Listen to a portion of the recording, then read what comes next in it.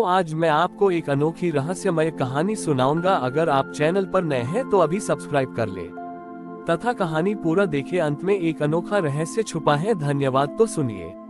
एक युग की बात है। एक ऋषि थे जिनका नाम तीव्रज्ञान था। तीव्रज्ञान ने अपनी सारी शक्ति और तपस्या एक ही लक्ष्य पर केंद्रित कर रखी थी, सृष्टि के सबसे बड़े रहस्य को जानना। उन्होंने शास्त्रों का गहन अध्ययन किया, योग के कठिनतम आसन साधे और पहाड़ों पर जाकर घोर ध्यान किया। उनका दृढ़ विश्वास था कि यह रहस्य केवल कठिन साधना और तीव्र बुद्धि से ही प्राप्त किया जा सकता है। तीव्रज्ञान की तपस्या से प्रसन्न होकर एक दिन भगवान विष्णु उनके सामने प्रकट हुए, लेकिन एक अत्यंत साधारण रूप में, एक शांत मंद मुस्कुराते बालक के रूप में। बालक ने ऋषि से पूछा, हे ऋषि, आप इतने कठिन प्रयास क्यों कर रहे हैं? आप किस खोज में लीन हैं? तीव्रज्ञान ने गर्व से कहा, बालक, मैं सृष्टि के सबसे बड़े रहस्य को जानने की कोशिश कर रहा हूँ, उस एक सत्य को जिसे जानने के बाद और कुछ जानना शेष न रहे। ये कार्य केवल मेरे जैसे तीव्र बुद्धि के तपस्वी ही कर सकते हैं। बालक मुस्कुराया और बोला, ऋषिवर, वह रहस्य न तो शास्त्रों में है, न ही कठिन योग में। वह तो हर प्राणी के जीवन में हर पल हो रही एक अत्यंत साधारण घटना में छिपा है। तीव्रज्ञान को ये बात अपमानजनक लगी।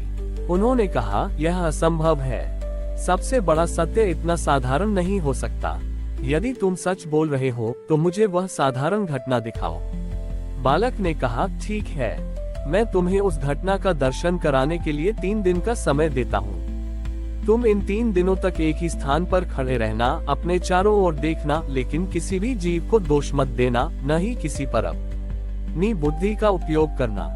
केवल देखना और स्वीकार करना। तीव्रज्ञान को शर्त पसंद नहीं आई, लेकिन वे उत्सुक थे। उन्होंने शर्त स्वीकार की और एक पीपल के वृक्ष के नीचे अपनी जगह पर खड़े हो गए, ध्यान की मुद्रा में। पहला दिन, ऋषि ने देखा कि एक किसान कठोर धूप में अपने खेत में काम कर रहा था, लेकिन काम करने के बजाय वह बीच बीच में रुककर एक छोटे से फूल को निहारता था। किसान का बेटा भी खेत पर था, लेकिन वह पिता की मदद करने के बजाय एक चींटी को रास्ते में लकड़ी के टुकड़े से बाधा पहुंचा रहा था। ऋषि की बुद्धि तुरंत सक्रिय हुई। किसान मूर्ख है, वह अपना समय क्यों बर्बाद कर रहा है?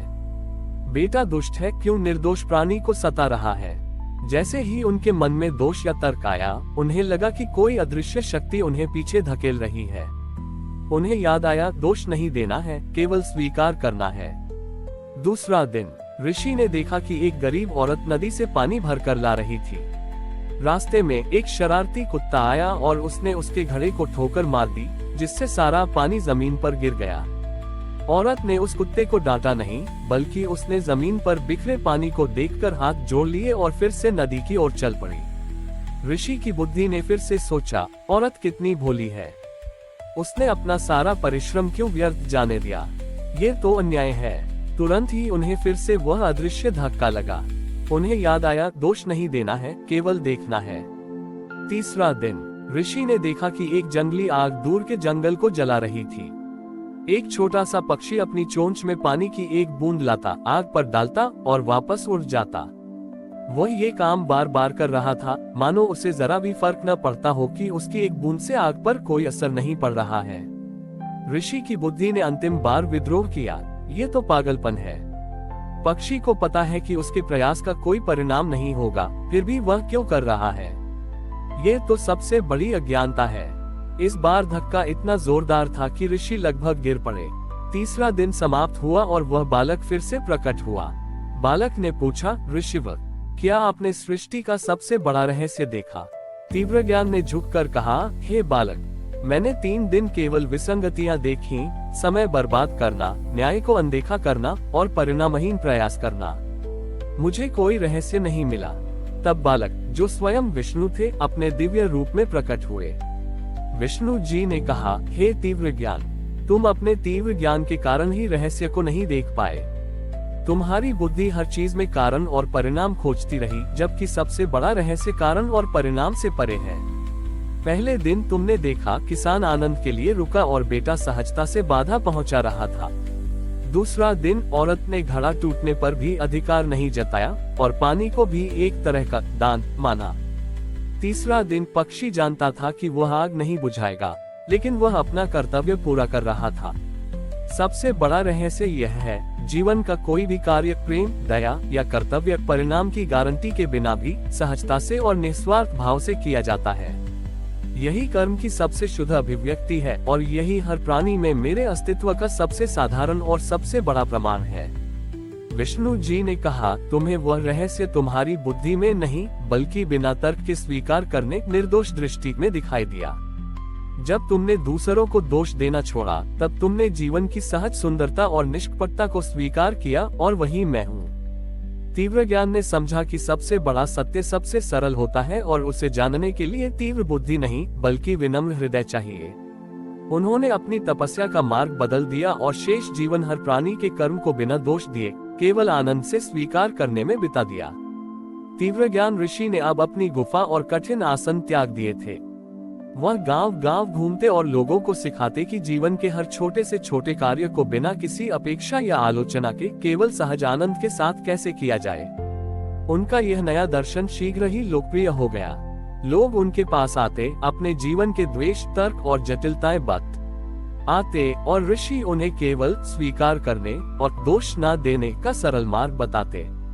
लेकिन इस नए दर्शन से एक युवा शिष्य, जिसका नाम विमर्श था, संतुष्ट नहीं था। विमर्श बहुत ही तार्किक और न्यायप्रिय था। वह मानता था कि यदि हम हर चीज को स्वीकार कर लेंगे और दोष नहीं देंगे तो संसार से अन्याय और पाप कैसे दूर होगा। न्याय और नैतिकता के लिए तो आलोचना और दोष देना आवश्यक है। विमर्श ने एक दिन ऋषि के सामने अपनी शंका रखी, गुरुवर, यदि कोई व्यक्ति किसी निर्दोष को हानि पहुंचा रहा हो तो क्या हमें उसे भी स्वीकार कर लेना चाहिए? क्या हमें अन्याय को उसके कर्म का दोष नहीं देना चाहिए? क्या निर्दोष दृष्टि हमें कायर नहीं बना देगी? ऋषि तीव्र ज्ञान ने मुस्कुराते हुए कहा, वत्स विमर्श, तुमने सत्य के एक और जटिल पहलू को छुआ है। आओ, मैं तुम्हें दिखाता हूँ कि निर्दोष दृष्टि का अर्थ निष्क्रियता नहीं है बल्कि शुद्ध क्रिया है। ऋषि ने विमर्श को एक पहाड़ी की चोटी पर चलने को कहा।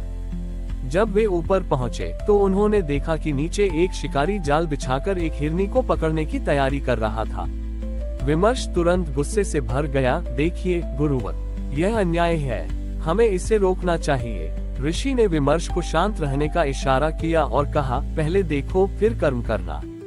उसी क्षण ऋषि ने अपनी आंखें बंद की और अपने मन में उस शिकारी के प्रति कोई द्वेष या दोष का भाव नहीं आने दिया।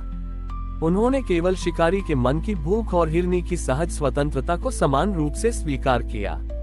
उनके मन में कोई तर्क, कोई गणना नहीं थी, केवल एक शुद्ध संकल्प उठा, यह अन्याय है और इसे रोका जाना चाहिए। ऋषि ने अपनी आंखें खोली। उन्होंने कोई मंत्र नहीं पढ़ा, कोई चमत्कार नहीं किया। उन्होंने केवल जोर से हाथों से ताली बजाई। ताली की आवाज इतनी अप्रत्याशित और तेज थी कि शिकारी चौंक गया और उसका ध्यान जाल से हट गया।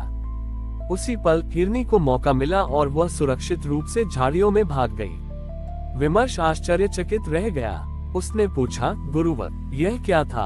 आपने न तो उसे डांटा, न दोष दिया, न ही कोई महान शक्ति का उपयोग किया, फिर भी आपने अन्याय को कैसे रोका? तीव्र ज्ञान ने समझाया, वत्स, जब तुम किसी पर दोष डालते हो तो तुम्हारे मन की ऊर्जा उस अन्याय के दोष और तुम्हारे क्रोध के बीच बढ़ जाती है। तुम्हारे कर्म में अहंकार और द्वेष का मिश्रण हो जब आता है, वह कर्म शुद्ध नहीं रहता। लेकिन जब मैंने ताली बजाई तो मेरे मन में शिकारी के प्रति कोई दोष नहीं था, केवल अन्याय को रोकने का शुद्ध संकल्प था।